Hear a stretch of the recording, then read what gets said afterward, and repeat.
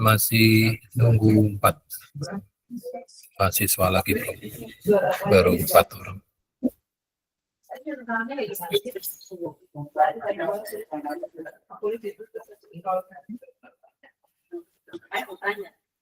Mas Rizky udah hadir tadi, Sudah, Prof.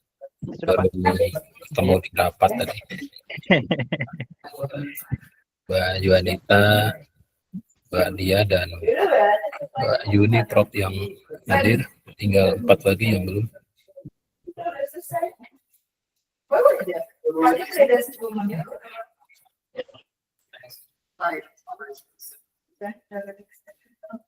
Mungkin saya kalau batas, bapaknya ke TWSA.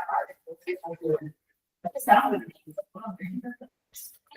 cobain di parkiran. Maaf ya Mbak, numpang. Cobain deh di parkiran. Ya kalau ada senyum aja, sapa aja.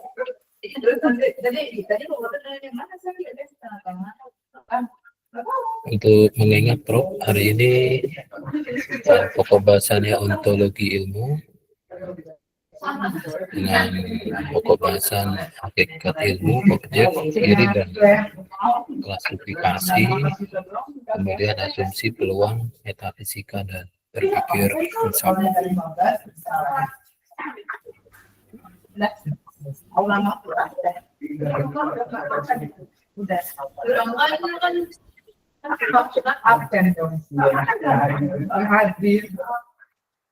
Yuanita, apakah teman-temannya sudah diberi info ya? Sudah Pak, sudah diinfokan. Ya.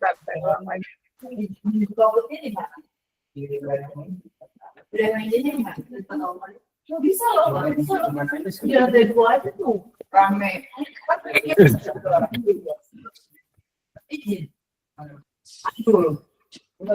Nanti kayak kan ada. Assalamualaikum Pak Wisnu. Waalaikumsalam Prof. Ya Prof. Alhamdulillah. Oh yang ter-SFG sama itu tuh. Jalan keluar. Sudah bisa mendengar suara saya Prof. Ya, sudah bisa.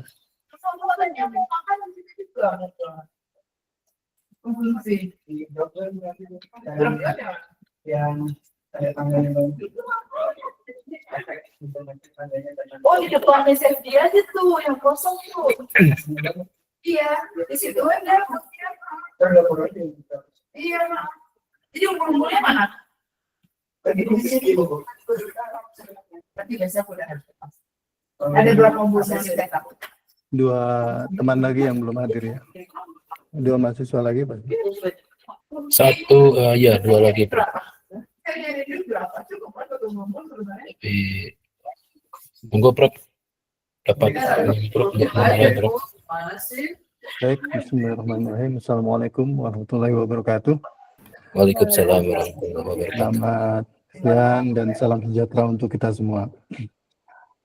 Yang saya hormati Pak Wisnu sebagai pengampu mata kuliah Filsafat Ilmu S2 bersama saya dan para mahasiswa sekalian, sambil menunggu teman-teman yang lain ya, barangkali hari ini kita akan mulai dulu ya untuk kita buka perkuliahan kita. Alhamdulillah pada siang hari ini sudah disiapkan untuk pengantar diskusi. Hari ini diskusi kita berkaitan dengan ontologi ilmu pengetahuan. Jadi nanti dalam pengantar nanti akan disampaikan terkait dengan hakikat ilmu, ya, kemudian keberadaan dari ilmu itu sendiri, ya. Lalu kemudian kita juga bicara terkait dengan ada hal yang penting ya, yang perlu dipahami terkait dengan apa konsep ada itu ya. Dalam hal ini tentu nanti dikaitkan dengan beberapa hal yang dapat bisa memberikan penjelasan terkait dengan keberadaan objek, sesuatu objek itu. Ya, lalu kita juga diskusi terkait dengan eh, asumsi, ya. Kita pernah mendengar beberapa hal terkait dengan asumsi dan dalam hal apa asumsi ini digunakan, dan juga kita akan diskusikan terkait dengan peluang, ya. Lalu yang lebih penting lagi nanti mungkin perlu kita cermati, ada pertanyaan di dalam banyak hal, ya. Apakah dalam ilmu yang kita pelajari ini, yaitu pendidikan teknologi kejuruan itu, apa hakikat dari pendidikan teknologi kejuruan itu, ya? Apa PTK itu? Lalu kemudian apakah itu juga menjadi bagian dari cabang ilmu yang yang punya dasar dan bisa dikatakan bahwa secara ontologi itu PTK itu adalah bagian dari cabang ilmu, khususnya adalah cabang ilmu dari pendidikan misalnya. Lalu banyak pertanyaan-pertanyaan yang saya kira nanti akan diantarkan oleh Pak Wisnu, kemudian kita akan diskusi terkait dengan esensi dari ontologi yang kita kemarin minggu lalu kita sudah diskusikan. Dalam filsafat ilmu itu 3 dimensi penting yang perlu difahami. Selain dari ontologi, itu kita akan juga memahami terkait aksiologi dan epistemologi sebagai bagian dari dasar dalam proses penelitian. Selanjutnya silakan Pak Wisnu, kita diberikan waktunya untuk menyampaikan paparan, lalu kemudian nanti kita akan diskusi terkait hal itu. Terima kasih Prof. Ivan, izin ya Prof.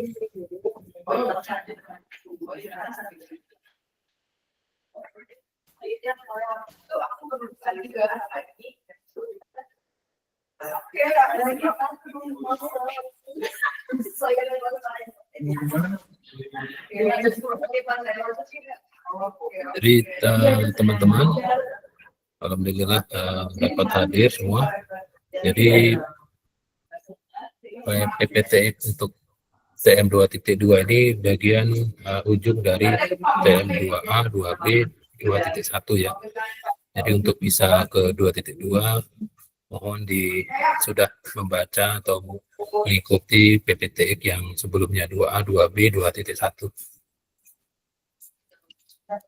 Jadi pokok bahasannya ontologi, peluang, asumsi dan peluang.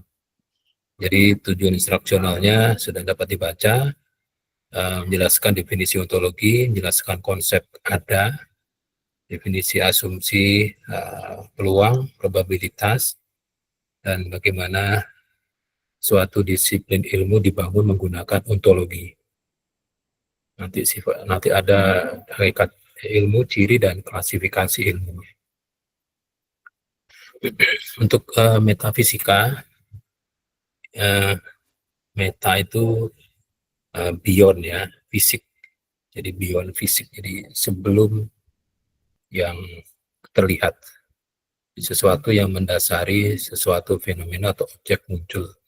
Ini kalau diteruskan, nanti kegiatan mencari fenomena yang membuat fenomena muncul itu ada 2 ya. Ujung-ujungnya Tuhan, jadi larinya ke filsafat agama, dan satunya sains. Sains itu artinya dapat dibuktikan. Jadi proses berpikir yang digunakan untuk mencari mengapa suatu fenomena terjadi ini digunakan untuk manusia dapat mengendalikan alam ya, supaya dapat bertahan hidup. Supaya dapat bertahan hidup, manusia harus selalu berpikir gitu ya. Nah, ini rasionalnya banyak pertanyaan yang perlu dicarikan peluang-peluang jawabannya ya. PTK itu apa apakah keterampilan praktik ini dapat dipisahkan dari teori gitu ya, apa hakikat kerja dalam pendidikan vokasi, hakikat teknologi dalam konteks PTK gitu ya, terus apakah hakikat hasil belajar itu seperti apa gitu ya. Nah, kita masuk ke ontologi. Jadi ontologi ini kata benda yang sebetulnya didefinisikan sebagai cabang ilmu metafisika yang mempelajari keberadaan objek. Jadi keberadaan. Jadi ontos itu keberadaan, logos itu ilmu, jadi ilmu yang mempelajari segala sesuatu yang ada. Gitu. Misalnya hakikat objek atau fenomena itu kenapa muncul, objek hakikinya seperti apa, hubungan dengan panca indera seperti apa, dampaknya juga seperti apa. Jadi kalau ontologi ini bukan metafisika. Kalau ontologi itu disebut ada jika dapat dideteksi oleh panca indera. Jadi kalau tidak dapat dideteksi oleh panca indera, berarti dia masuknya ke metafisika. Jadi nanti kegiatan untuk menguasai alam ini akan menghasilkan ilmu. Nah, ilmu itu ada pohonnya. Setiap pohon ilmu nanti ada cabang, ranting, dan daun. Nah, sekarang kita akan membahas bagaimana cara mendapatkan ilmu tersebut ya. Ini banyak terjadi fenomena di alam ya. Manusia dapat binasa karena munculnya suatu fenomena, sehingga manusia akan menggunakan kemampuan berpikirnya yang diberikan Allah itu untuk dapat menguasai suatu fenomena gitu ya. Nah, dalam usaha untuk mempelajari suatu fenomena ini akan muncul pertanyaan pertama adalah mengapa fenomena tersebut terjadi di alam. Nah, ini jawabannya ada dua ya. Yang pertama adalah bersifat, jadi fenomena yang ada di alam itu bersifat peluang. Ya, peluang. Ada banyak kemungkinan. Gitu. Terus dari peluang itu dibuatlah suatu asumsi, suatu jawaban yang diyakini benar, dan seterusnya sampai mendapatkan ilmu. Ya, ilmu adalah kumpulan statement yang dapat digunakan untuk menjelaskan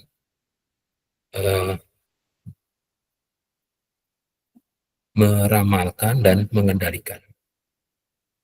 Nah, suatu ilmu ya atau jawaban kenapa suatu fenomena terjadi ini perlu diverifikasi gitu ya. Jadi kita tahu manusia itu mempunyai rasa ingin tahu dan ragu-ragu. Rasa ingin tahulah yang membuat manusia itu selalu mencari ilmu.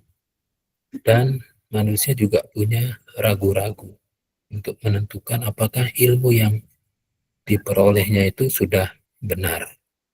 Jadi supaya selamat ya manusia harus punya dua itu. Jangan hanya rasa ingin tahu tetapi juga ragu-ragu. Gitu ya. Karena banyak kepala, berarti banyak sekali hasil berpikir dan semuanya mengaku benar, sehingga kita perlu mencari cara untuk menentukan mana jalan pikiran yang disebut benar secara hakiki, bukan benarnya satu orang dari perspektif satu orang saja. Nah, ini banyak pahamnya dalam memahami ontologi, ada monoisme, materialisme, idealisme, dan dualisme. Jadi kalau ada suatu objek, ada fenomena, misalnya gunung meletus, ada gerhana bulan yang terjadi tadi malam itu untuk memahaminya banyak paham ya. Silahkan mau pilih yang mana gitu ya. Nah, tapi dasar untuk mempelajari ilmu itu ada 3 ya. Yang pertama empiris.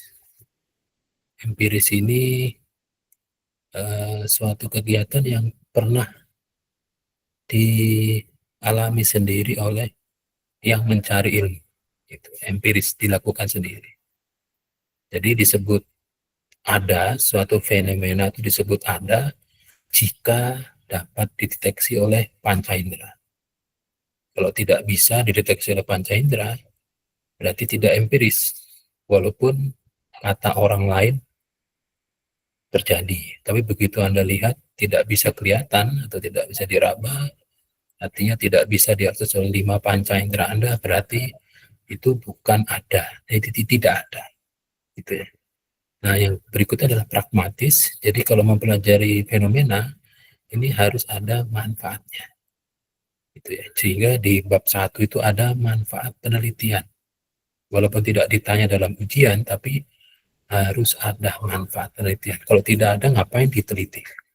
Yang ketiga, ontologi ilmu itu harus mempelajari ilmu yang sampai ilmunya itu dapat dibuat statementnya, gitu ya.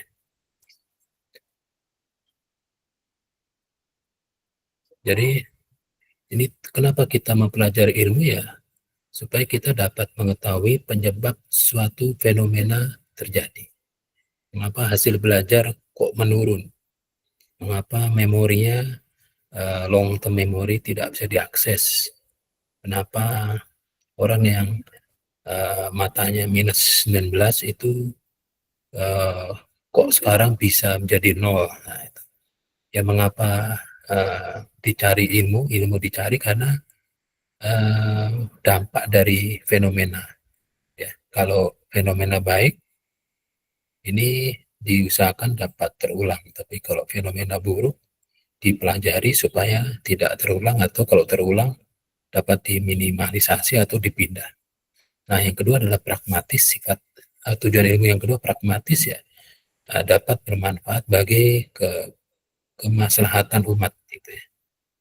Kalau manusia itu kan berusaha untuk menguasai alam. Jadi kalau ada landscape, ada pemandangan alam, begitu ada manusia, pemandangan alam itu akan diubah oleh manusia. Tapi kalau binatang atau tumbuhan, dia tidak berubah alam, tapi menyatu dengan alam. Itu perbedaannya seperti itu. Nah, untuk mempelajari fenomena, ya, ini sebetulnya mempelajari suatu kejadian di awal, ya. Kalau sekarang ini dilakukan untuk mempelajari suatu ilmu yang benar-benar baru, atau mempelajari kenapa suatu fenomena muncul. Jadi ada 4, ya, yang digunakan untuk mempelajari suatu fenomena atau objek yang muncul. Yang pertama adalah kita harus membuat beberapa asumsi dari objek yang muncul tadi. Atau asumsi adalah suatu statement yang kebenarannya tidak perlu ditanyakan, karena kita anggap suatu statement itu sebagai suatu statement yang benar, gitu ya. Karena digunakan untuk arah landasan dalam memperoleh pengetahuan baru. Jika nanti asumsinya salah, ya berarti nanti kita akan mengulang lagi. Nah, asumsi ini hanya bisa digunakan, ya, kalau objek yang kita pelajari ini tidak berubah dalam waktu yang cepat, dan fenomena alam yang kita mau pelajari ini bukan bersifat kebetulan, ya, karena tiap fenomena itu mempunyai pola tertentu. Walaupun cuaca itu chaos, ya, cuaca itu kalau bilangan acak, tapi mempunyai keteraturan, gitu ya. Kalau bermain poker, kartunya ada sekian, tetap ada keteraturan. Jadi semacam mode pakaian itu juga ada keteraturan. Nah, kita tahu bahwa fenomena itu mempunyai probability atau peluang untuk terjadi. Probabilitas itu dari 0 sampai 1. Kalau 0 itu tidak terjadi, kalau 1 itu sudah terjadi. Jadi kalau ada suatu fenomena yang sudah terjadi, itu peluangnya 1. Gitu ya. Tapi kalau misalnya apakah sebentar sore nanti hujan, itu peluangnya 0,5. apakah IBL yang diterapkan di kelas 10 SMK Negeri 4 dapat meningkatkan hasil belajar, itu peluangnya setengah. Jadi peluangnya separuh. Nah, kalau kita sudah mempelajari fenomena menghasilkan suatu ilmu, dan ilmu itu sudah benar, sudah diverifikasi benar, maka ilmu pengetahuan yang sudah kita pelajari itu akan dapat mengendalikan peluang suatu fenomena, mau jadi 0 atau mau jadi 1. Nah, itu hebatnya ilmu pengetahuan. Jadi kehebatan sekaligus ancaman. Ya. Kita bisa saja membuat besok itu tidak terjadi hujan. Kalau setelah dilihat ramalan cuacanya besok itu hujan, tapi kita bisa mengadakan rekayasa cuaca sehingga besok tidak hujan. Terus kalau ternyata kita tidak bisa menggunakan asumsi karena objeknya itu berubah-ubah sehingga tidak bisa melihat peluangnya. Jadi kalau fenomena itu mempunyai peluang 0 dan 1, itu bisa dipelajari. Tapi kalau peluang itu 0, ya tidak bisa kita pelajari. Kalau tidak bisa kita pelajari pakai asumsi, kita pakai cara kedua. Gunakan konsep metafisika. Jadi metafisika ini beyond yang terjadi. Artinya, apa sih yang membuat sesuatu terjadi? Atau fenomena apa yang membuat fenomena terjadi? Jadi misalnya ada korupsi misalnya. Fenomena apa yang menyebabkan korupsi terjadi? Misalnya penggunaan obat-obat narkotika, apa yang membuat fenomena itu muncul? Itu. Kenapa ada hujan? Kira-kira penyebab hujan itu apa? Mundur ya, kita mundur. Penyebabnya karena adanya awan yang mengandung air yang menabrak pohon. Ada kondensasi. Nah, kenapa ada kondensasi? Karena ada awan yang banyak airnya nabrak gunung. Nah, dari mana awan itu? Awan itu dari laut. Nah, kenapa laut di atas laut itu ada awan yang ada airnya? Karena ada penguapan. Nah, kita teruskan sampai mendapatkan yang paling ujung. Kalau yang paling ujung adalah Allah atau Tuhan, maka kita stop ilmunya jadi ilmu agama. Tapi kalau yang ujungnya itu masih bisa dijawab oleh sains, nanti kita jadi ilmunya masih sains gitu ya. Nah, untuk dapat mempelajari apa yang dibalik fenomena terjadi, kita menggunakan berpikir filsafat. Berpikir filsafat itu ada 3, berpikir menyeluruh, mendasar, dan spekulatif.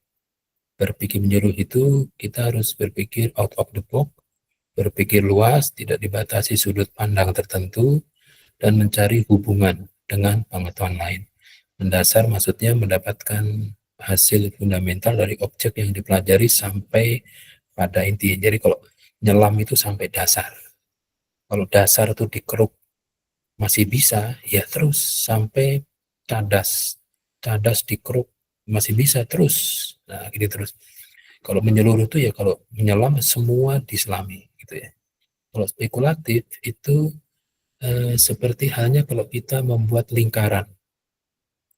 Kalau kita membuat lingkaran seperti membuat lingkaran di jam analog, itu kita bisa memulai dari angka 1, angka 2 sampai angka 12 ke angka 1.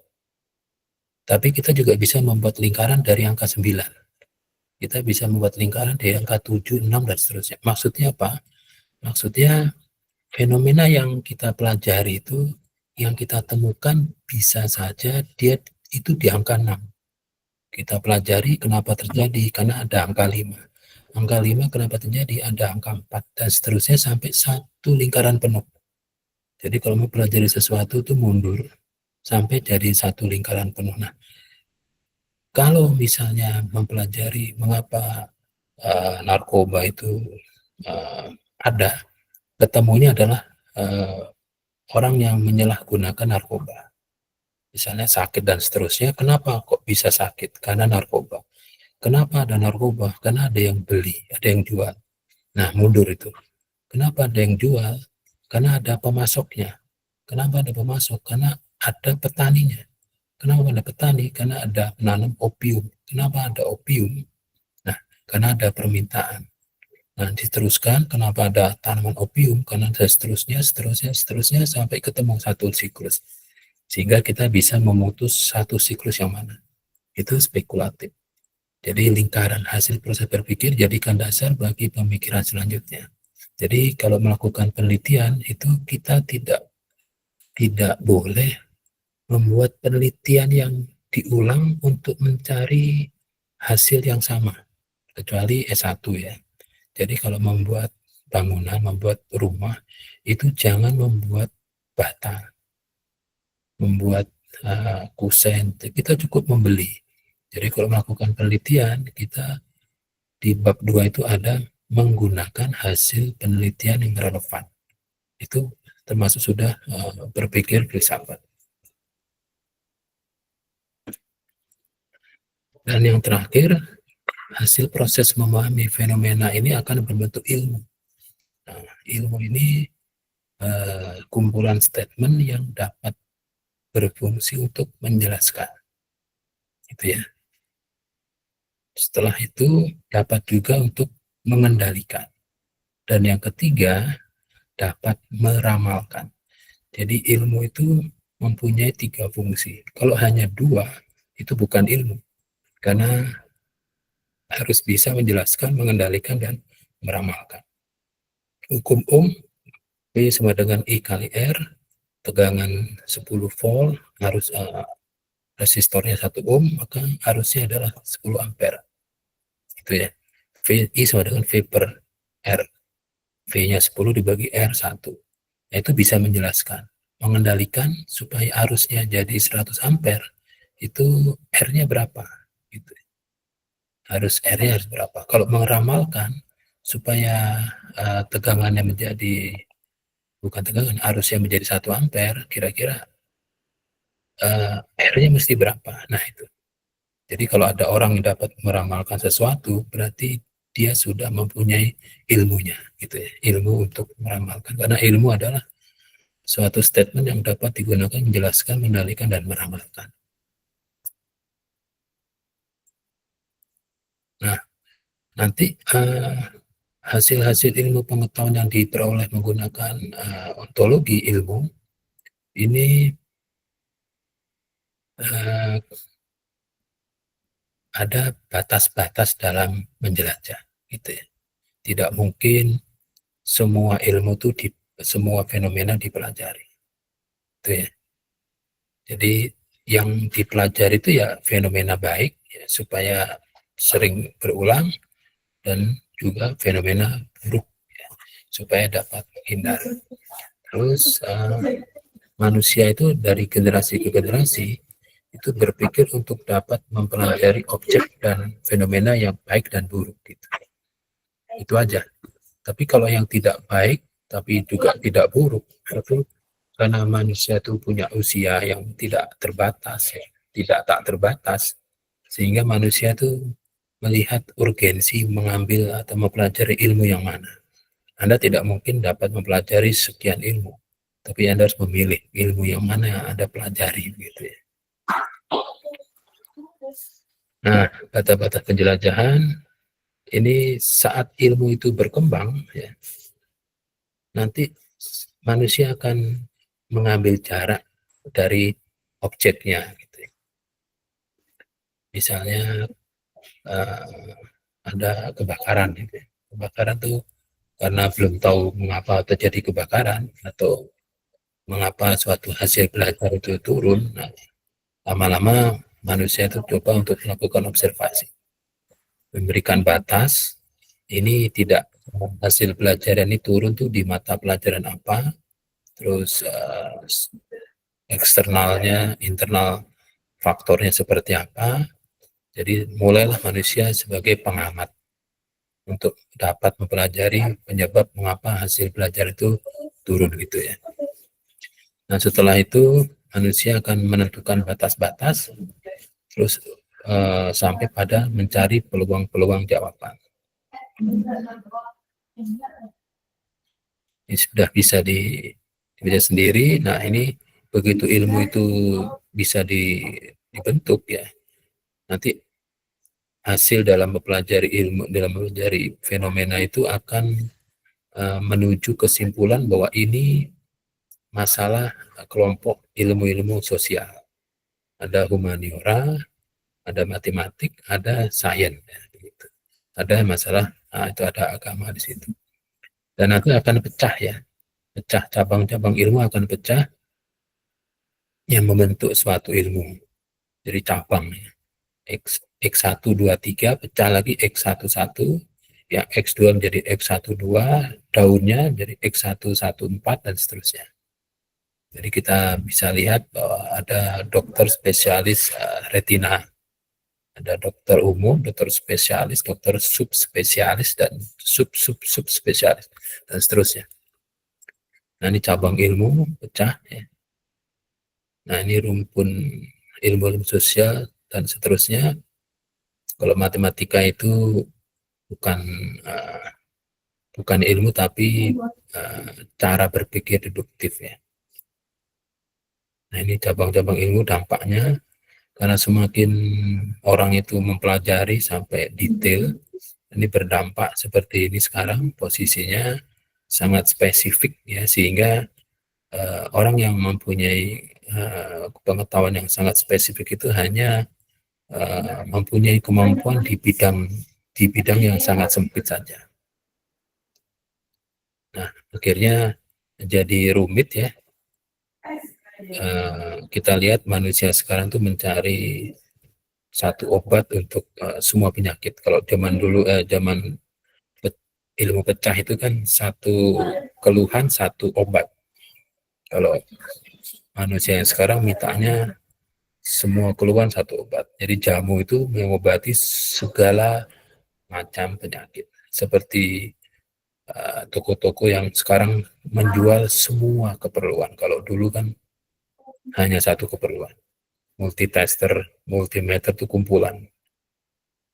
Nah, ontologi ilmu ini didefinisikan sebagai ilmu yang membuat generalisasi sebagai hasil proses berpikir manusia.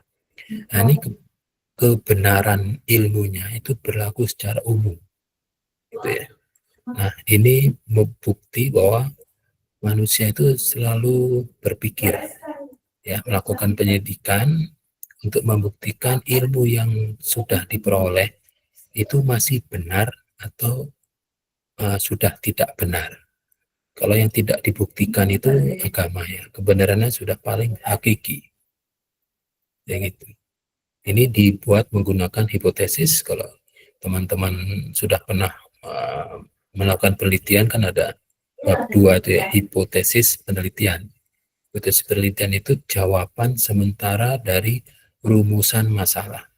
Jadi penelitian itu kan ada pertanyaan. Pertanyaan itu ditulis di rumusan masalah.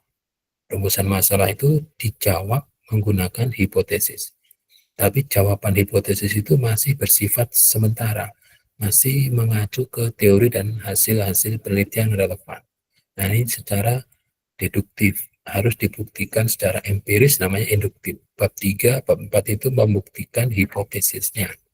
Kalau benar, maka hipotesisnya naik pangkat menjadi teori, ya, menjadi teori. Tapi benarnya hanya di populasinya saja atau di sampel penelitian. Itu tidak bisa digeneralisasi menjadi yang lingkupnya lebih luas. Jadi kebenaran suatu ilmu ini harus selalu dibuktikan. Jadi ilmu yang sudah diperoleh oleh pendahulu kita itu harus selalu dibuktikan. Jika benar, maka pengujiannya menguatkan teori. Kalau pengujiannya sudah dilakukan di semua kondisi, maka teorinya akan menjadi hukum, naik menjadi hukum. Tapi jika salah, maka teorinya atau ya ilmu yang sudah dinyatakan benar oleh pendahulu kita itu sudah ditinggalkan. Bukan dibilang tidak benar, tapi sudah ditinggalkan. Dulu darah A atau B atau AB itu kalau kurang itu mendapatkan transfusi darah O. Tapi lama-lama sekarang kalau kurang A hanya dilihat resus positif atau negatif. Kalau kekurangan golongan darah A resus positif ya dikasih A resus positif. Itu yang paling baru sekarang. Seperti atom itu ada proton, neutron, ternyata sudah ada quark, ya, dan seterusnya. Jadi penelitian skripsi yang teman-teman sudah pernah lakukan itu hanya membuktikan minimal satu teori yang digunakan apakah masih benar. Kalau penelitiannya kuantitatif ya. Jadi di bab 2 penelitian kuantitatif itu ada kajian teori. Nah, kajian teori yang digunakan itu apakah masih benar? Ya, kalau benar ya berarti teorinya benar. Tapi kalau tidak benar, nah, jika semua treatmentnya sudah dilakukan dengan benar, tapi hasilnya tidak sesuai dengan teori, artinya teorinya dipertanyakan. Bisa saja teorinya sudah tidak benar lagi. Jadi ontologi ilmu ini apa yang ingin diketahui oleh seseorang dan seberapa jauh keingintahuannya. Jadi intinya mengerti sesuatu di balik objeknya sampai menemukan hakikat dari keberadaan objek itu. Jadi misalnya problem based learning ini kan suatu strategi yang digunakan di jalur SMA. Ya. Kalau SMK itu menggunakan project based. Sekarang pertanyaannya, mengapa strategi problem based learning itu muncul? Mengapa kok muncul? Kalau mau mempelajari PBL itu harus mempelajari ontologi. Jadi problem based learning itu apa sih? Harus dapat dirasakan oleh 5 indera. Anda teman-teman jangan terus langsung mencari penyebab PBL muncul, tapi harus tahu dulu, melaksanakan dulu, melihat dulu seperti apa sih strategi problem based learning itu diterapkan di suatu kelas. Kalau sudah paham, nah kira-kira apa yang menyebabkan strategi problem based itu muncul?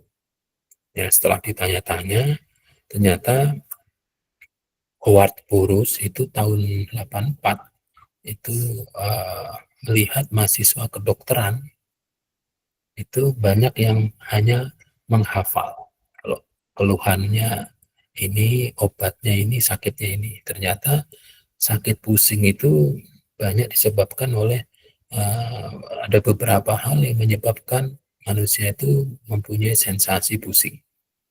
Sehingga di situ dibuatlah Howard Burroughs itu mengembangkan 5 langkah problem based learning untuk diterapkan di sekolah kedokteran awalnya. Baru 94 PBL itu diterapkan di pendidikan. Nah, begitu Anda mempelajari, minta PBL itu di sekolah kedokteran. Nah, kedokteran saat itu bagaimana? Jadi nanti Anda akan dapat mengetahui hakikat mengapa problem based learning itu muncul gitu. Nah, sekarang mengapa PBL diterapkan di bidang pendidikan? Kan asalnya di Fakultas Kedokteran. Nah, dari sini teman-teman bisa melihat apakah ada peluang, ya. Apakah problem based learning ini memang bersifat peluang atau karena harus dilakukan. Kalau tidak bisa disebut peluang, berarti apa yang menyebabkan PBL itu muncul? Karena adanya lack of knowledge atau lack of skill. Ya. Hanya 2 itu yang bisa dilakukan treatment. Itu ya. Dan seterusnya nanti dengan cara berpikir filsafat, ya, mendasar, menyeluruh, dan spekulatif, teman-teman bisa mendapatkan apa yang menyebabkan PBL itu muncul. Seperti halnya kalau ada suatu fenomena, misalnya Ya nanti kita bisa diskusi ya teman-teman. Demikian Prof. Ivan.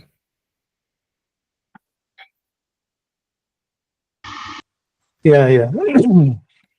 Terima kasih Pak Wisnu yang sudah menyampaikan begitu mendasar ya terkait dengan ontologi ilmu eh, yang tadi di akhir sudah disampaikan bagaimana PBL itu bisa kemudian menjadi strategi di dalam rangka untuk bisa mendapatkan atau menguatkan pemahaman kita terkait dengan ilmu.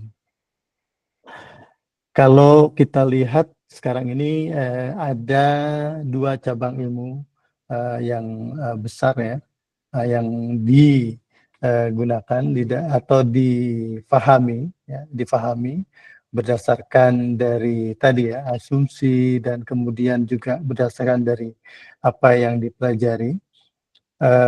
Kita bisa melihat bahwa ada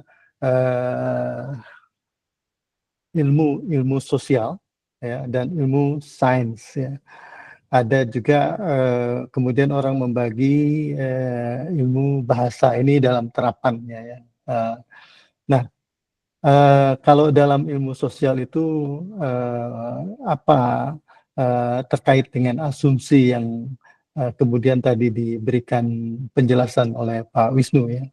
Asumsi terkait kalau ilmu sosial tentu urusannya dengan bidang-bidang sosial ya, ekonomi, keuangan masyarakat dan seterusnya itu.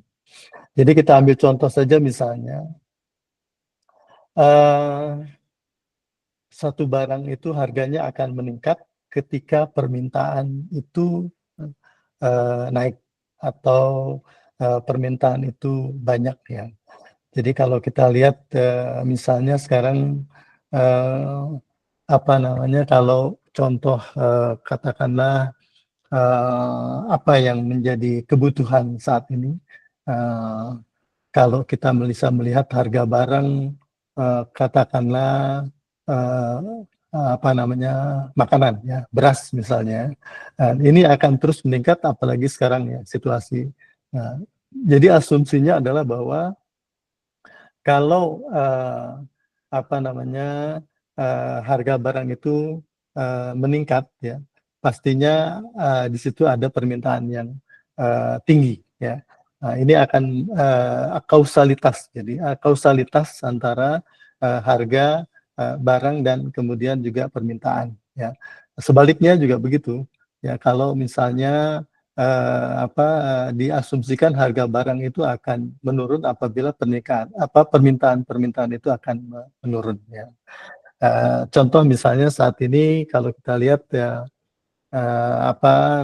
kebutuhan-kebutuhan yang sifatnya tertier gitu ya, yang dianggap tidak perlu misalnya seperti kalau kita melihat barang-barang yang sifatnya tidak urgent ya untuk kebutuhan hidup orang gitu ya, kebutuhan hidup orang yang mungkin kita bisa melihat turun harga itu akan turun, kemudian di situ kita akan mengasumsikan bahwa kalau dia turun maka ini permintaannya tentu tidak banyak ya, tidak banyak.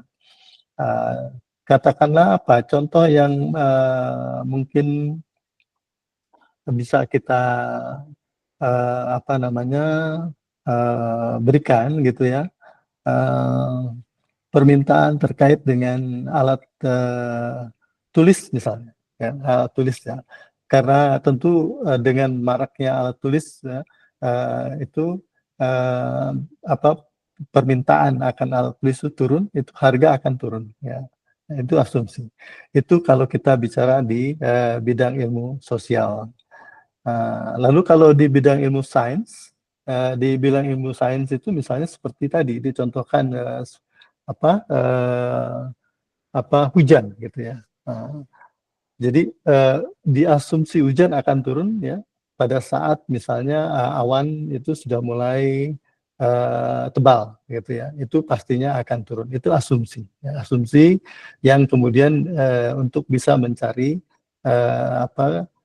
kebenaran itu pada saat nanti itu sudah terjadi. ya, asumsi. Nah, di bidang sains, di bidang ilmu yang berkaitan dengan ilmu sains. Jadi hal-hal seperti itu yang mungkin nanti bisa apa namanya eh, apa namanya dijadikan dasar ya di dalam rangka untuk bisa mengetahui bahwa asumsi itu digunakan di dalam rangka untuk bisa mencari eh, apa kebenaran ya untuk dapat kemudian nanti dibuktikan. Karena tanpa asumsi tentu akan apa namanya akan tidak bisa dibatasi dalam proses untuk mencari sesuatu itu, ya mencari sesuatu itu. Jadi asumsi-asumsi itu diperlukan manakala kita ingin membatasi ruang di dalam rangka untuk bisa melihat atau meneliti sesuatu. Nah, kemudian tadi kemudian juga disampaikan terkait dengan berbagai, saya di ujung saja ya, di terapannya ya.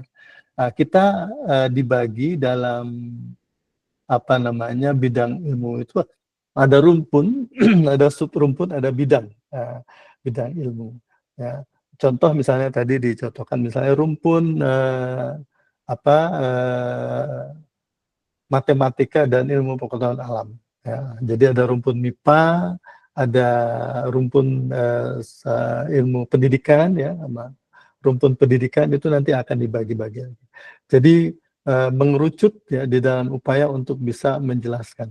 Nah, kemudian sampailah pada kita ke satu apa namanya pertanyaan yang sangat menggelitik tadi. Dalam hal ini kalau kita melihat misalnya rumpun nah di dalam rumpun pendidikan ya. Bidang ilmu vokasi ya dalam hal ini PTK tadi disebutkan itu apakah itu juga merupakan satu bidang yang kita sebut dengan ilmu ya untuk kita bisa menjelaskan itu. Untuk kriteria-kriteria yang tadi dijelaskan itu perlu apa namanya perlu dipenuhi ya, perlu dipenuhi. Coba kita lihat tadi pertanyaan misalnya ini menarik menurut saya ini.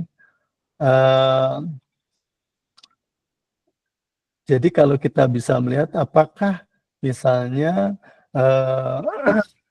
pengetahuan kejuruan itu atau vokasi itu, ya ini kaitannya dengan kalau kita mau mempelajari sesuatu itu ya, apakah itu mengkaji sains ya, ataukah itu mengkaji hanya untuk apa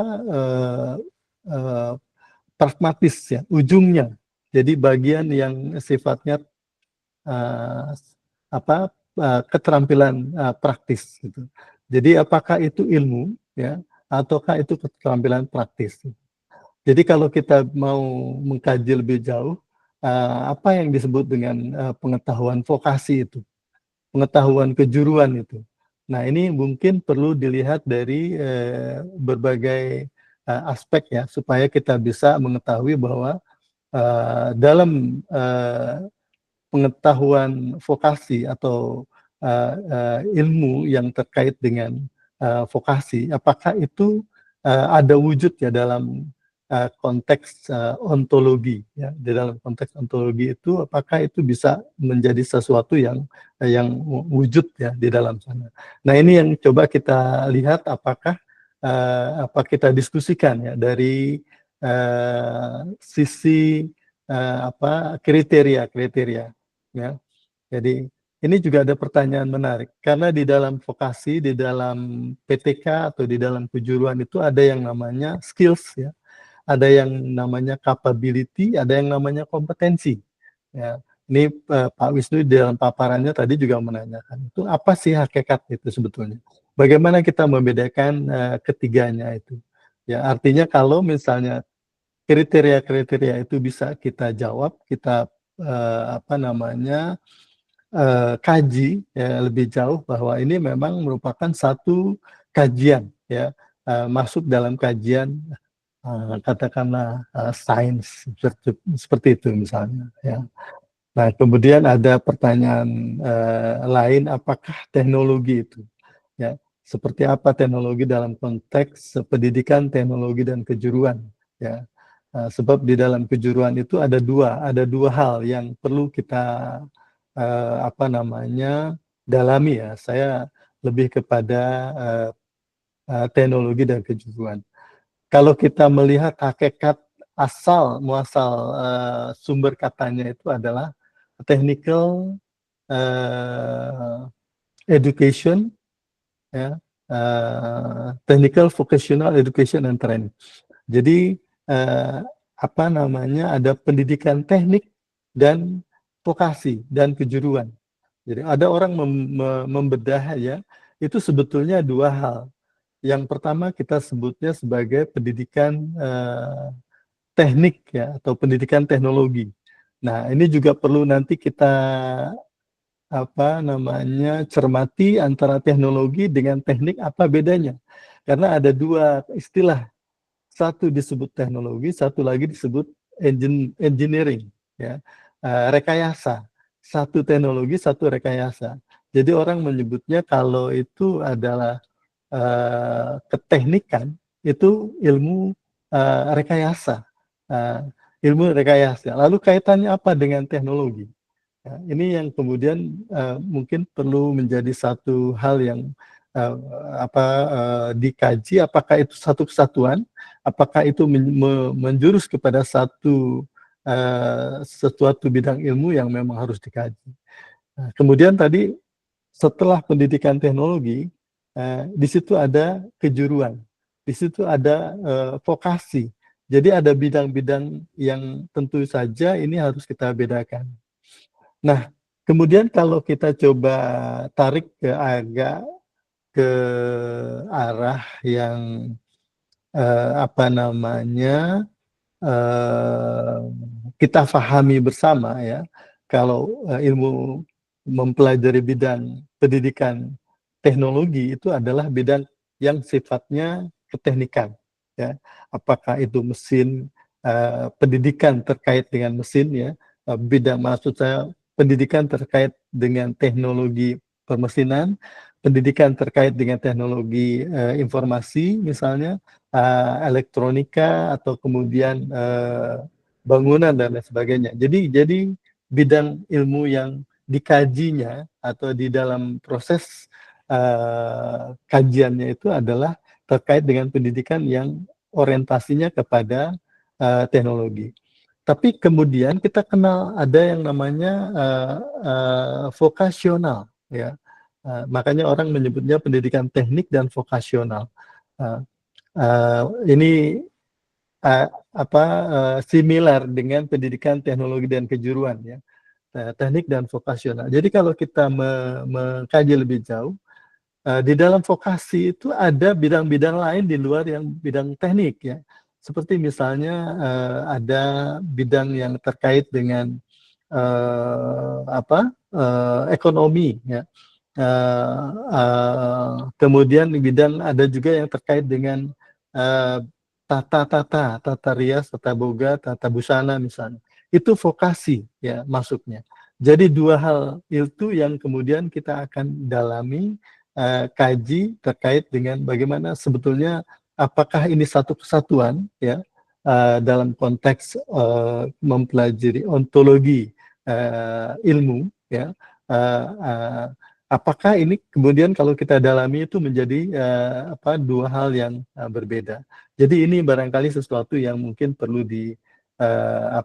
didiskusikan terkait dengan apa yang disampaikan oleh Pak Wisnu tadi ya, terkait dengan beberapa hal hakikat sebetulnya kalau kita mau mempelajari ontologi ilmu yang terkait dengan ke-PTK-an ya, istilahnya pendidikan teknologi dan kejuruan itu di mana apakah ini sesuai dengan kriteria yang masuk menjadi satu yang kita sebut dengan ilmu yang akan kita angkat, kita pelajari. Tadi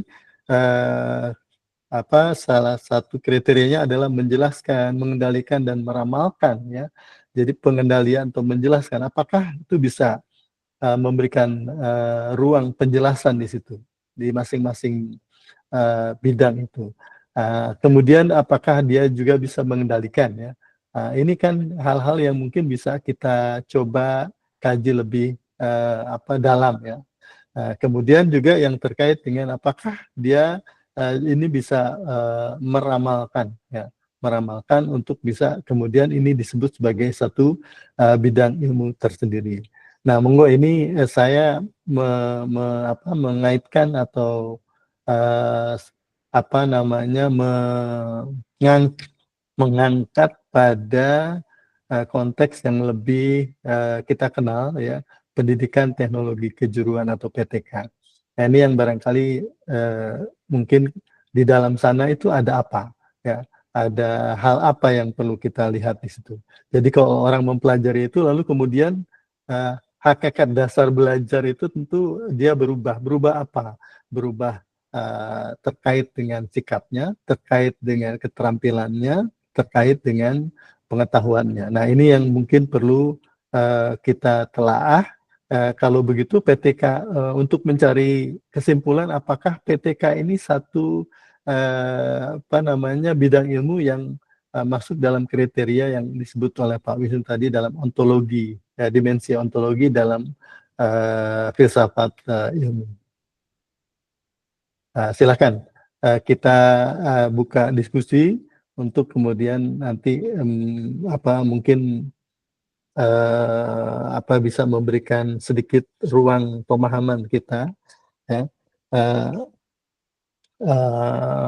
agar bisa kita memahami terkait dengan ontologi ilmu ini. Silakan siapa yang mau memulai?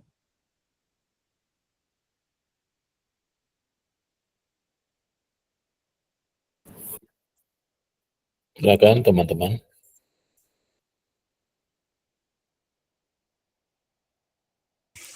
Izin bertanya, Pak. Nah, silakan, Fani. Saya Anwar. Saya tertarik dengan pembahasan Pak Wisnu tadi mengenai fenomena hujan turun. Nah, pertanyaan saya tuh, kalau hujan buatan itu termasuknya apakah ke fenomena juga atau asumsi, Pak? Karena kan ada kayak pawang hujan gitu kan terlibat di fenomena hujan buatan, ada juga terlibat di hujan buatan, ada juga memang hujan buatan itu rekayasa teknologi seperti itu, Pak. Ada rekayasa. Ya, seperti itu. Apakah termasuk ke fenomena kah atau asumsi atau berkaitan dengan kedua hal tersebut, Pak? Ya, nanti Pak Wisnu yang menjelaskan lebih jauh. Hujan, fenomena mendung itu akan ada hujan. Ini kan untuk tadi saya sebutkan di bidang sains ya. Jadi kalau itu disebut sebagai satu fenomena, bahwa kemudian itu dilakukan melalui rekayasa, ya, atau dia memang original, ya kita tidak melihat itu, tetapi kita melihat satu fenomena yang terjadi apabila ada awan tebal di situ, maka peluang untuk terjadinya hujan itu besar. Ya. Artinya itu satu hal yang kemudian kita pahami sebagai satu fenomena alam. Nah, kemudian ada rekayasa di situ. Ini menarik ini ya. Jadi rekayasa itu apakah masuk ke dalam satu fenomena ini atau tidak masuk gitu ya. Saya berpikir begini ya, bahwa rekayasa adalah satu intervensi terhadap situasi ya. Jadi intervensi itu apakah akan memberikan satu peluang terjadinya hujan atau tidak akan terjadi satu, tentu tujuannya adalah akan terjadi hujan gitu ya. Tujuannya karena ada rekayasa, ada intervensi. Sementara yang kita perhatikan itu adalah fenomenanya. Jadi fenomena mendung itu berpotensi hujan. Nah, jadi ini adalah satu fenomena. Jadi di luar dari intervensi dan di luar dari hasil. Ya, saya melihatnya ini satu fenomena yang terjadi, walaupun tadi dikatakan bahwa buatan, ya buatan. Ini jawaban saya. Mungkin Pak Wisnu, silahkan Pak Wisnu. Terima kasih Prof. Ivan. Terima kasih Mbak Anur ya. Jadi karena hujan itu kadang membuat banjir membuat korban harta benda dan nyawa, maka manusia mempelajari mengapa hujan terjadi. Akhirnya ada ilmu yang mempelajari hujan namanya hidrologi. Pernah dengar hidrologi ya? Nah, hidrologi itu sudah diuji di semua tempat sehingga disebut benar, tapi belum nyampe hukum, masih teori hidrologi. Ilmu itu juga disiplin ilmu. Kenapa bukan ilmu disiplin, tapi disiplin ilmu. Kalau ilmunya itu dilakukan dengan disiplin, maka ilmu hidrologi itu akan mendapatkan hasil yang benar. Benarnya ya mengacu kebenaran kebersamaan. Nah, misalnya ada fenomena untuk mempelajari hidrologi itu menggunakan satelit NOAA ya. Jadi di kampus UNJ ini besok jam 3, jam 15 itu apakah hujan, itu dengan cara melihat pergerakan awan. Awan itu kan ada awan yang ada uap airnya, ada yang tidak. Nah, awan yang besok sampai jam 3 di atas UNJ itu sekarang awannya ada di mana? Itu menggunakan satelit. Ternyata awan itu ada di Lampung misalnya. Nah, karena pergerakan angin tidak berubah secara drastis dan awan yang sekarang di Lampung itu ada persentase uap airnya sekian persen, dan dengan mengacu dengan asumsi kecepatan pergerakan awan itu tidak berubah, maka diduga kuat secara probability itu jam 3 sore besok awan yang mengandung air itu akan tepat di atas UNJ, dan UNJ pada saat itu cukup untuk membuat reaksi fisika kimia mengakibatkan adanya fenomena yang disebut kondensasi hujan. Jadi peluang hujannya itu ada persamaannya, namanya ilmu hidrologi. Nah, kalau besok jam 3 di atas UNJ itu berpeluang mendekati satu hujan, dan persamaan itu sudah dibuktikan kebenarannya di banyak tempat, sehingga karena besok itu jam 3 ada kegiatan, maka dibuatlah rekayasa. Rekayasa apa? Rekayasa fenomena alam. Kalau hujan tidak ada rekayasa, maka itu fenomena alam. Tapi kalau hujan yang direkayasa itu namanya rekayasa tonologi untuk memodifikasi gitu ya. Supaya tidak hujan ya. Itu awan yang sekarang ada di atas Lampung itu dijatuhi suatu bahan kimia sehingga menghasilkan reaksi fisika kimia tertentu sehingga tidak ada uap air. Dan itu sudah dibuktikan secara teori, dibuktikan dengan banyak penelitian. Kalau bahan kimia tertentu dijatuhkan di awan, itu nanti awannya akan menghilang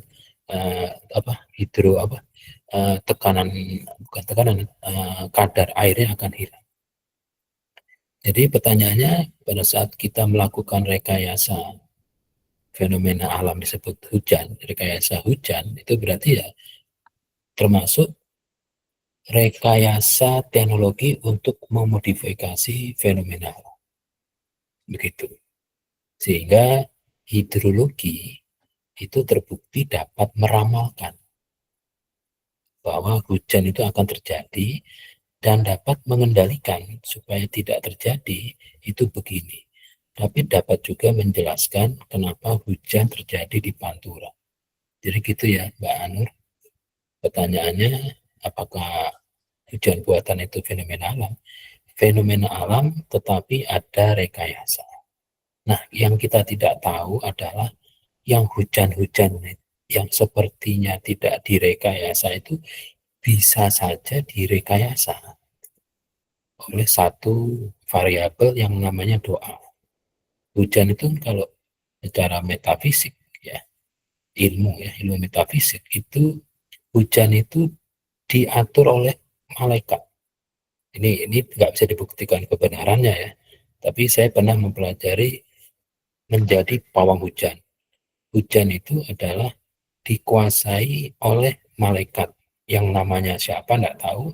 Malaikat itu yang bertugas menjatuhkan hujan. Jadi kalau mau membuat besok itu seharusnya hujan di UNJ jadi tidak hujan, ya kita dengan link ya, dengan link tawasul ke salah satu Sayyidina itu minta supaya malaikat tidak jadi menurunkan hujan di UNJ, tapi diturunkan di tempat lain. Tentunya itu juga belum tentu disetujui. Hujan yang bisa dipindah itu, Prof, kalau saya pelajari, itu dua tipe hujan. Hujan bukan hujan rezeki dan bukan hujan laknat. Hujan rezeki itu ya cirinya gerimis, tapi hujan deras cuma sebentar, itu tidak bisa dipindah. Sama hujan yang membuat bencana, itu memang bencana akan terjadi sehingga tidak bisa dipindah. Nah, lainnya itu bisa dipindah gitu. Jadi yang terakhir ini memang tidak bisa dibuktikan karena bidang ilmunya tidak sama. Jadi kalau teman-teman mau belajar silahkan, nanti akan menemui hal yang tidak ilmiah seperti itu. Tapi 99,9% di dunia ini tidak ilmiah semua. Yang masih ilmiah sedikit gitu. Jadi jawabannya Mbak Anur gitu ya. Terima Fenomena kasih Pak hujan Wisnu dan Prof. itu Ivan. rekayasa. Demikian, Prof. Ada hal yang menarik lanjutannya. Saya sekarang ingin bertanya kepada para mahasiswa sekarang ini. Awan itu berat atau ringan? Ringan, Prof. Nah, Menurut alasannya? saya ringan. Karena dia melayang di udara, Prof. Ya, kita Iya. berarti tidak berat besi atau yang. Kalau menurut saya gitu, Prof. Karena dia di atas kita. Kalau Dia menurut melayang di udara. iya, Kalau dia menjadi hujan, seperti dikatakan oleh Pak Wisnu tadi, dan deras, ya, dan airnya kita tampung dalam satu bak ya, atau satu tangki begitu, itu menjadi berat atau menjadi ringan? jadi berat, Prof. Ada perubahan Ini, masa mungkin, Prof. nah ini harusnya memang ada penjelasan. Pada saat awan itu tadi yang dikatakan Pak Wisnu ada di Lampung, kemudian akan beredar ke daerah yang direkayasa begitu ya. Itu masa jenis awannya itu tentu ringan ya, karena dia beredar atau mengawang begitu ya, mengawang. Namun begitu dia berkumpul menjadi satu, ini tentu ada penjelasan saintifiknya seharusnya ya, berkumpul menjadi satu gumpalan yang tadi apalagi mendungnya tebal begitu ya, turun hujan. Nah, ini terjadi sesuatu fenomena menarik bahwa itu menjadi berat sehingga dia akan turun ke bumi dan turun deras misalnya, dan kalau ini kita tampung tentu ini akan menjadi sesuatu yang berat. Jadi memang tidak bisa dijawab ringan atau berat sebenarnya. Jadi karena dua hal tadi, jadi perlu dijelaskan ya tentang proses yang terjadi. Ya, ini pertanyaan iseng saja ya sebetulnya, tetapi menarik kalau kita coba cermati lebih jauh. Baik, terima kasih Mbak Anu dan Mas Rizky yang sudah menjawab pertanyaan. Silakan kalau ada hal lain yang perlu kita diskusikan lagi. Oke, izin Prof. Ivan sama Pak Wisnu bertanya.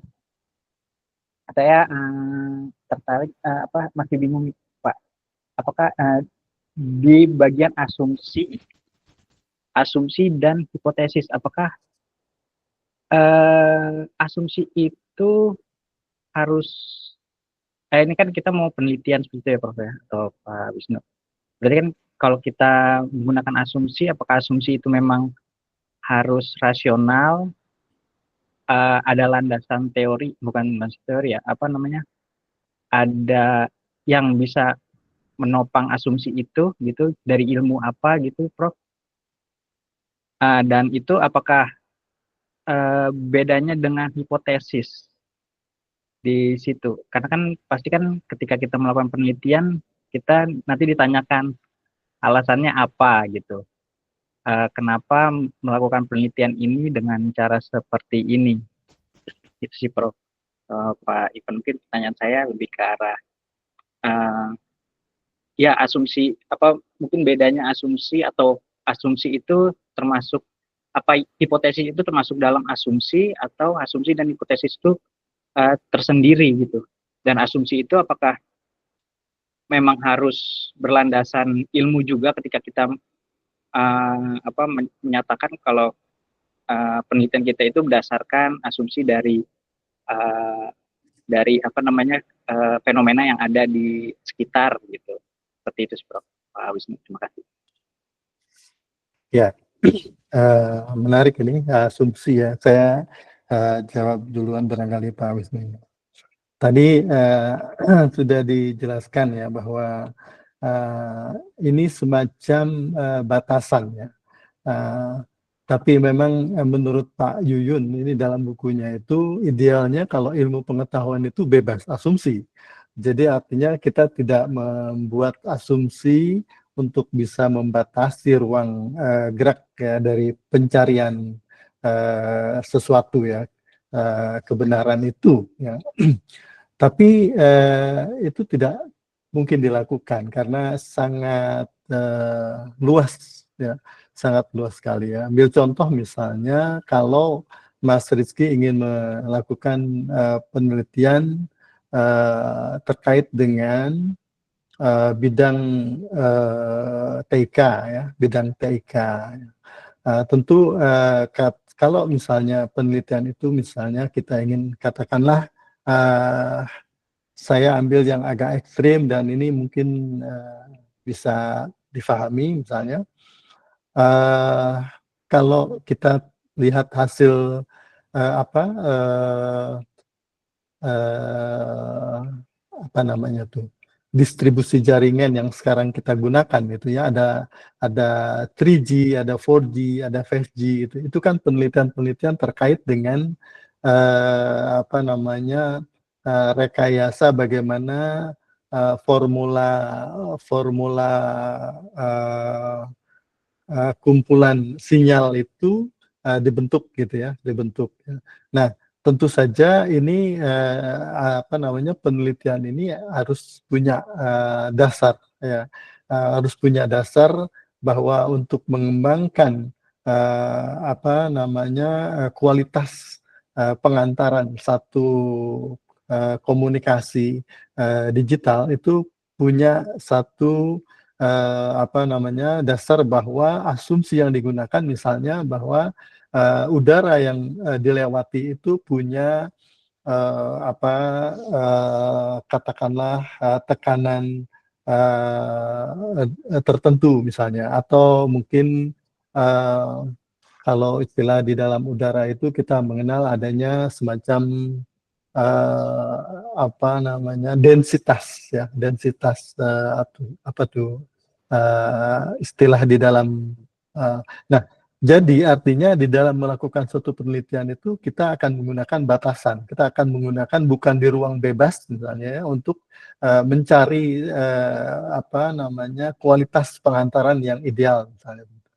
Nah, jadi dari dasar itulah kemudian orang melakukan penelitian itu.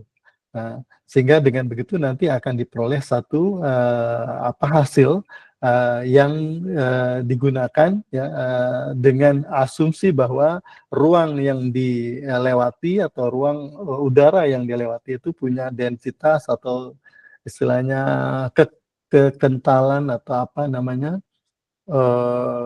kelembaban ya, itu tertentu. Nah itu ya, jadi artinya tidak kemudian bebas, sehingga kita tidak bisa membuat satu hasil kesimpulan dengan adanya ruang yang bebas tadi. Nah, tentu saja tadi juga sudah disampaikan bahwa ini kaitan dengan hipotesis yang dilakukan. Seperti kita tahu bahwa dalam proses untuk bisa mencari sesuatu itu kita mengatakan bahwa kita menduga bahwa ini sesuatu ini dengan dasar asumsi yang demikian itu, maka kita akan memperoleh hasil yang lebih baik gitu ya. Makanya kemudian muncullah misalnya formula yang hasil akhir ya, untuk bisa mengurangi noise, mengurangi crowded di dalam pengantaran itu maka diperoleh hasil kualitas yang diformulasikan ya, seperti yang kita gunakan saat ini. Jadi kalau ditanyakan dasar teorinya, ini ya di dalam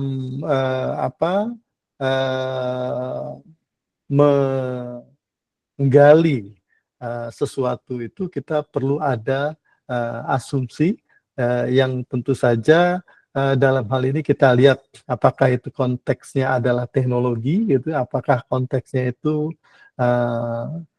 sosial atau budaya gitu. Jadi bergantung di mana konteks penelitian nantinya yang akan kita lakukan gitu. Nah, di dalam buku itu kan juga ada tulisan Pak Yuyun mengatakan gini, kalau orang merebus benda itu titik didihnya berapa itu? Titik didihnya itu kan 100 derajat ya. Kalau kita menggunakan wadah, katakanlah wadah yang kita gunakan saat ini misalnya aluminium misalnya ya, kita gunakan atau bahan-bahan yang sudah tapi bagaimana kalau kita gunakan bahan-bahan yang lain? Nah, jadi dengan dasar kita berasumsi bahwa kita akan melihat adanya perubahan titik didih pada saat kita menggunakan wadah-wadah yang berbeda. Nah, ini artinya memberi ruang atau batasan-batasan kita terhadap pemahaman kita terkait dengan titik didih satu proses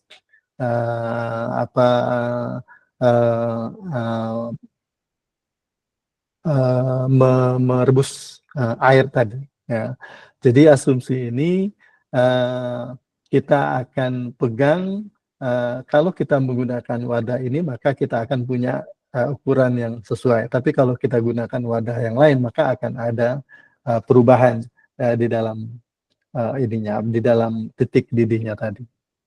Nah itu ya. Saya kira itu mungkin yang mudah-mudahan bisa menjawab pertanyaan Mas Rizky terkait dengan asumsi dan juga hipotesis yang digunakan di dalam rencana penelitian. Jadi dasarnya itu adalah bahwa inilah yang kemudian sekarang kita sedang bicarakan terkait dengan mengapa asumsi digunakan dalam setiap ada rencana penelitian. Silakan Pak Wisnu, mungkin bisa tambah. Oke, terima kasih Prof. Untuk asumsi dan hipotesis ya, Mas Rizky ya. Iya Pak. Mas Rizky pernah ke Bandung? Pernah Pak. Mobil. Pernah. Kira-kira jaraknya berapa Mas? Itu sekitar 120-an Pak. 120 km ya? Kilometer. Oke. Kalau Mas Rizky kecepatan kendaraannya 120 km per jam, itu 1 jam kan ya? Iya, 1 jam sampai. Nah, itu diasumsikan jalan tol atau jalan dari rumah depan Mas Rizky sampai tujuan di Bandung itu diasumsikan tidak digunakan oleh kendaraan yang lain kan gitu kan? Ya, tidak ada hambatan. Ya, jadi asumsi dipakai sebagai landasan berpikir, tapi tidak perlu, tidak wajib diuji. Jadi jika diasumsikan jalan dari depan UNJ sampai UPI Bandung itu jalannya ditutup untuk umum, dan saya mengendarai kendaraan bermotor roda 4 kecepatan 120 meter per jam, maka akan sampai di UPI itu dalam waktu 1 jam, kan gitu kan? Nah, itu asumsi. Nah, asumsi. Jadi tidak perlu dibuktikan gitu. Jadi asumsi itu sebagai dasar peneliti untuk melakukan penelitian supaya menghilangkan variabel-variabel yang pengganggu yang tidak bisa diprediksi. Kan gitu kan? Ya, toh. Jadi kalau orang melakukan penelitian misalnya obat ya, obat simvastatin ya, menurunkan cara kerjanya itu epistemologinya saya tidak tahu ya, fisika kimia, tapi fungsi dari simvastatin itu menurunkan kadar kolesterol yang dihasilkan oleh manusia, kan gitu ya. Jadi penelitiannya itu 100 orang harus mempunyai fungsi atau kinerja yang sama. 100 orang, dicari 100 orang manusia Indonesia yang kolesterolnya itu di antara 100 sampai 200 tapi stabil. Ya, stabil. Nah, jika diasumsikan 100 sukarelawan yang mengikuti uji tes simvastatin dalam waktu sebulan itu semuanya melakukan aktivitas makan, pola hidup, pola berpikir, dan pola hidup, pikir, dan pola makan yang sama, maka hasil penelitiannya itu 98% itu nilai kolesterol yang dihasilkan oleh tubuh itu menurun secara signifikan. Jadi diasumsikan. Nah, padahal kalau orang itu tidak dikumpulkan dalam satu kelompok, itu pengganggunya banyak, gitu loh. Ya, jadi orang itu bisa naik, bisa turun kolesterolnya itu bukan disebabkan karena minum simvastatin, bisa saja karena yang lain, gitu. Bisa saja karena dia minum jamu menurunkan kolesterol. Nah, supaya sama, jadi diasumsikan 100 orang ini mempunyai pola hidup, pola pikir, dan pola makan yang sama, maka hasilnya diduga kuat. Nah, ini hipotesis. Nah, diduga kuat nilai kolesterolnya akan turun secara signifikan. Tapi hipotesis itu biasanya didahului oleh asumsi. Jadi penelitian nanti di bab 3-nya itu akan ada treatment supaya peneliti itu dapat menekan variabel-variabel pengganggu supaya asumsinya itu dipenuhi. Itu Mas ya. Jadi misalnya ada 100 pemohon HKI ya di UNJ. Jika satu pemohon berkas HKI itu memerlukan waktu 10 menit, berarti kan 1000 menit Mas ya. Kan gitu kan? Iya, iya. Nah, itu jika diasumsikan peralatannya berfungsi semua dan data-data administrasi dari 100 pengusul HKI itu sama semua, maka kalau 100 itu karena satunya 10 menit jadi 1000 menit. Tapi dalam pelaksanaan kan lebih dari 1000 menit kan. Karena ada scanner yang tidak berfungsi, ada data yang kok nggak ada dicari. Nah, jadi yang benar berapa menit? Ya harus secara empiris dikerjakan sendiri, diukur sendiri. Tapi dari asumsi itu Mas Rizky bisa mengetahui rentangnya itu berapa. Gitu. Jadi untuk mengetahui kecepatan berapa lama pengusul HK ini selesai. Nah, jika diasumsikan tidak ada masalah dan apa, maka perlu 1000 menit. 1000 menit itu kalau dibagi sekian nanti ketemu 5 hari kerja. Berarti hari Sabtu yang minggu ini selesai. Itu diasumsikan tidak ada apa-apa. Apakah benar hari Sabtu selesai? Ya harus dibuktikan secara empiris. Makanya biasanya kalau ada asumsi yang 5 hari, berarti plus minus dikasih waktu sampai Senin. Itu diduga kuat sudah selesai. Jadi asumsi itu menjadi titik tolak seseorang untuk melakukan hal yang lain. Misalnya, berapa lama dapat memasang batu bata di dinding ini? Jika diasumsikan batu batanya mempunyai kekuatan atau spesifikasi yang sama, semennya sama, cuacanya baik, maka perlu waktu sekian jam. Itu sebagai patokan untuk maklar atau mandor atau kontraktor untuk merancang kegiatan untuk tukangnya. Oh, jika diasumsikan begini, itu 5 hari kerja. Oke, anak-anak, kita kerja sampai hari apa? Jadi asumsi itu diperlukan, ya, diperlukan untuk dapat merancang suatu kegiatan. Sudah agak mendekati, Mas Rizky. Iya. Mulai ya, udah mulai paham Pak. Jadi Analogi. iya, jadi lebih asumsi itu ya sudah kita coba perhitungan mungkin ya Pak ya. Kalau dari saya itu yang saya tangkap sekarang itu perhitungan dari titik A ke titik B itu dengan keadaan yang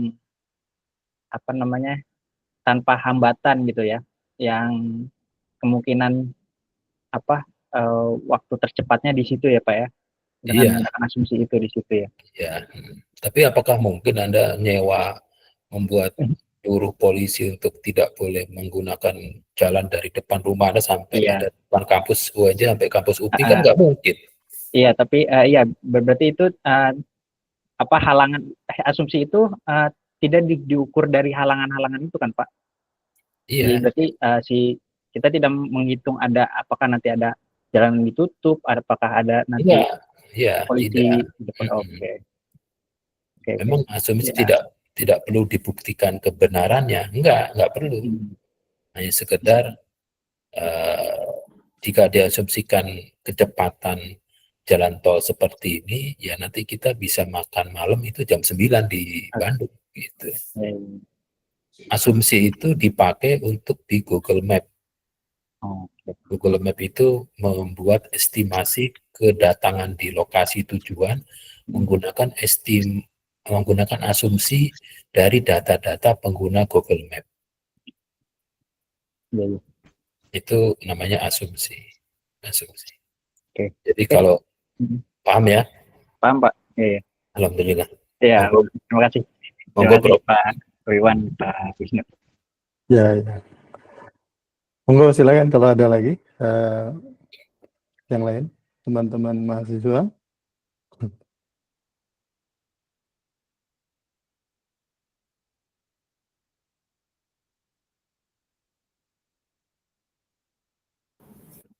Yang mengarah ke ontologi, teman-teman, tadi baru peluang, probability, atau metafisika. Izin bertanya, Prof. Pak Wisnu. Tadi kan di paparan Pak Wisnu ada 4 paham tentang ontologi ya Pak. Nah, untuk penerapannya itu, apakah kita harus memilih salah satu yang mendekati dengan konsep yang kita kaji, atau kita harus melihat suatu konsep itu dari 4 paham tersebut, Pak?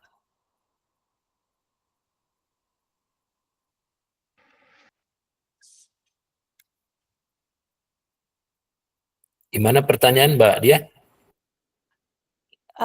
Kita dalam penerapannya ini, kita harus pilih salah satu aja paham untuk yang mendekati sama konsep yang kita kaji, atau di suatu konsep yang kita kaji itu kita harus melihat dari 4 sudut pandang itu, Pak.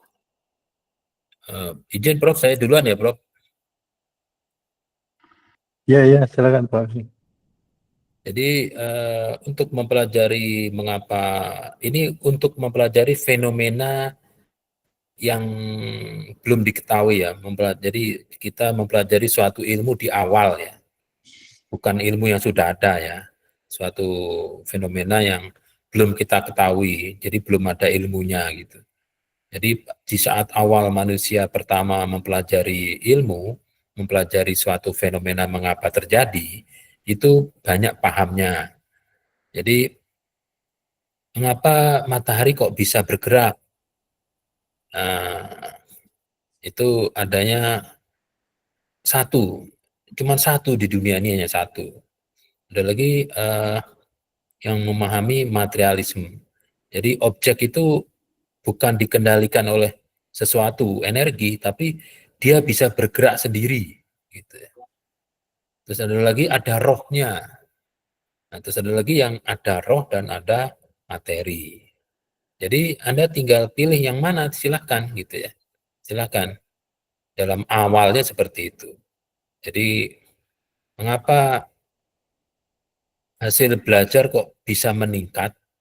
Mata pelajarnya sama, peserta didiknya beda, kelas 10.1 dan 10.2, fasilitatornya itu sama, materinya sama, waktunya hanya beda jam, alatnya sama, oksigennya sama, sekolahnya sama, kok bisa hasil belajarnya berbeda?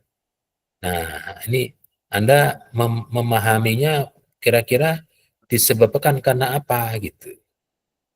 Nah, tinggal pilih pahamnya yang mana gitu. Ya, terserah. Tapi sekarang orang tidak memahami suatu fenomena menggunakan paham-paham seperti itu, tapi mempelajari filsafat, gitu. Berpikir filsafat untuk mengetahui mengapa ada perbedaan hasil belajar, gitu ya. Misalnya biji yang sama, kenapa bisa berbeda, gitu ya? Kenapa petak sawah yang satu dengan yang lain, tanahnya unsur haranya sama, bibitnya sama, airnya sama, pupuknya sama, tapi kenapa panennya berbeda, gitu? Apa karena ada yang ngatur? Jadi memang ada statistik ya, statistik data, memang ada yang mengatur gitu. Ya mengatur yang memberi rezeki gitu ya. Gitu. Sebetulnya dua orang pemancing menggunakan umpan yang sama, lokasinya hanya berdekatan, kemampuannya sama, tapi kok hasil ikan yang dipancing lebih besar si A dibanding yang si B gitu. Nah, pahamnya apa ini? Keterampilannya, sikapnya, pengetahuannya, atau yang lainnya yang mana? Ya, bisa jadi karena yang memang rezekinya. Rezeki yang membuat itu berbeda. Kalau sudah berbeda karena rezeki, nah sudah kita tidak bisa. Itu namanya nanti ilmunya ilmu agama. Tapi kalau suatu hasil itu setelah dilihat dihasilkan disebabkan karena bukan dari rezeki dari Allah ya dari sains ya karena umpannya menggunakan umpan misalnya udang, anak udang ya satunya menggunakan cacing nipah karena secara teori udang galah yang di sungai ini itu lebih menyukai makanan anak udang dibanding cacing nipah. Nah, kalau gitu, kenapa hasil panennya, hasil pancingnya berbeda? Ya karena materinya yang itu berbeda. Jadi kita harus melihat konteksnya, gitu. Demikian, Prof. Ya, Mbak Dia, saya kira tadi sudah jelas ya. Jadi konteksnya, jadi berarti kita memilih salah satu paham yang ada di dalam paham-paham yang ada di dalam ontologi. Saya tambahkan sedikit, Mbak Dia tahu Salak Pondok? Tahu, Salak Prof. Pondok, tahu ya? Iya. Adanya hanya di Jogja dan di Sleman itu kalau nggak salah itu ya. Itu kalau kita tanam di Jakarta atau di tempat lain itu nggak berbuah. Nah, jadi artinya di situ ada satu fenomena alam yang mestinya apa namanya teman-teman dari pertanahan, dari ilmu pertanian itu sudah mempelajari ada fenomena apa di dasar dari tanah yang bisa menyuburkan salak pondok itu. Jadi ini berarti kan kita akan lihat sebagai sesuatu yang asal muasalnya ya, artinya sumbernya, materialnya begitu. Ini yang mungkin perlu nanti sebagai apa namanya bahan ingin kita ketahui lebih jauh terkait dengan mengapanya. Di Malang, di Batu sana itu ada jeruk yang bisa dimakan kulitnya, pernah tahu dia? Ya, itu jeruknya saya lupa namanya, tapi ada satu daerah yang mereka mengembangkan itu. Jadi antara kulit dengan jeruknya itu dua-duanya bisa dimakan. Dan itu artinya begini, kalau kita mencontohkan dua hal ini, berarti ada sesuatu yang apa namanya menjadi konteks ya di dalam menggali pemahaman kita terkait dengan fenomena tertentu gitu. Ini hal-hal yang barangkali nanti berarti kita tidak harus memilih semua paham-paham itu di dalam apa namanya melakukan rencana penelitian, tetapi kita akan lihat dari konteks yang apa namanya akan kita pelajari atau kita akan gali menemukan sesuatu mengapanya itu. Saya kira itu Mbak Dia. Terima kasih Prof. Pak. Ya. Namanya jeruk kumkuat, Pak.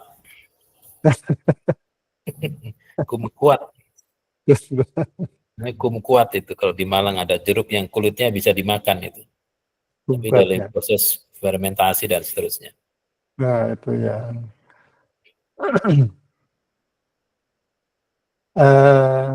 Para mahasiswa silakan kalau masih ada. Kalau tidak barangkali sementara kita cukupkan dulu Pak Wisnu. Siap, Prof. Pak Wisnu kita lagi tunggu usulannya nih untuk ke guru besar. Mudah-mudahan dalam waktu dekat. Insya Allah, amin. Ya. Baik, para mahasiswa sekalian, saya kira cukup ya untuk sore hari ini. Pak Wisnu, terima kasih uraiannya dan kemudian diskusi kita.